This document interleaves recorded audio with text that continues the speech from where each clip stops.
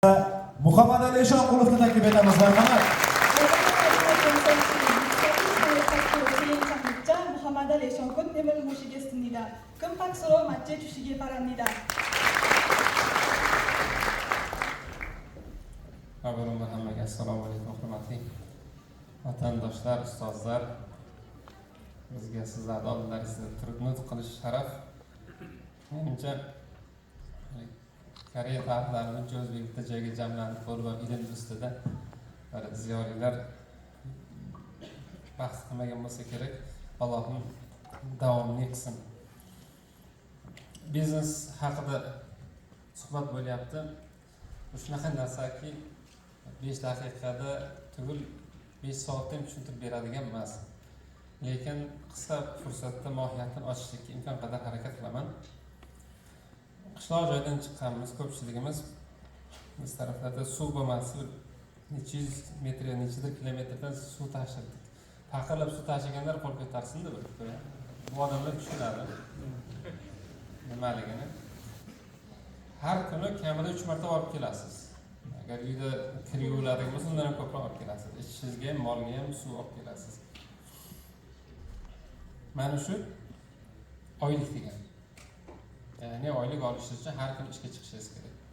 Biznes nima desam, hafsala qilib, oz-ozdan yerni kovlab ishlang tortasiz. Bunga 1 oy ketar, undan ko'proq vaqt ketar. O'sha vaqtda siz suv icha olmaysiz, lekin oxiri kran chiqarganingizdan keyin xohlagan payt ochsangiz, uyingizda suv bo'lib turadi. Mana shu biznes degan.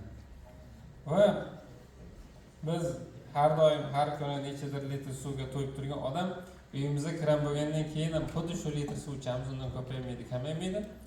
Endi bu kranimizning vazifasi yonimizdagi yaqinlarimizni chanqog'ini qondirish vazifasiga o'tish kerak. Ya'ni biznesdan asosiy mohiyat odamlarning dardiga malham bo'lib, yaqinlariga yordam berishlik. Inson o'zining nafsini orqa planga olib, ota-onasi avvalo, oilasi, qavm qarindoshlari, yaqinlari, ijtimoiy muhitda kim bilan borib keldi qiladigan bo'lsa, ular, undan keyin vatandoshlar, undan keyin makro darajada insoniyatga manfaat keltirishini o'ylash kerak. Biznesning sof mohiyati shu. Ko'pchilik biznes deganda orzusidagi mashinani olib, yaxshi bir villani olib, o'shandan keyin mazza kayfga yotish tushunadi. Umuman unaqa emas. Biznes deganda shu pul o'zi kelib turadi. Men umuman muammosiz mazza qilib yashayman xohlaganimdek, umuman unaqa emas. Tadbirkorlar boramiz, qo'l ko'tarsin-da. Yaxshi balandroq ko'taraylik, tan olsin hamma tadbirkorlar. So'zlar siz ham ko'taringizlar. Endi biznes qilgan ko'pchilik necha yildan beri har kuni desam mubolag'a bo'ladi, lekin kunora shu ishingizda bir muammo chiqib turadiganini qo'l ko'tarsin. Kunora muammo chiqib turadiganini qo'l ko'tarsin. Ya'ni biznes degan muammo degan xulosa. Tushunyapsizlarmi? Siz o'shani face to face muammo bilan har kuni yuzlashishga va uni har kuni yechishga tayyor turishingiz kerak. Tadbirkor bu mazza qilib uyda yotadigan odam emas.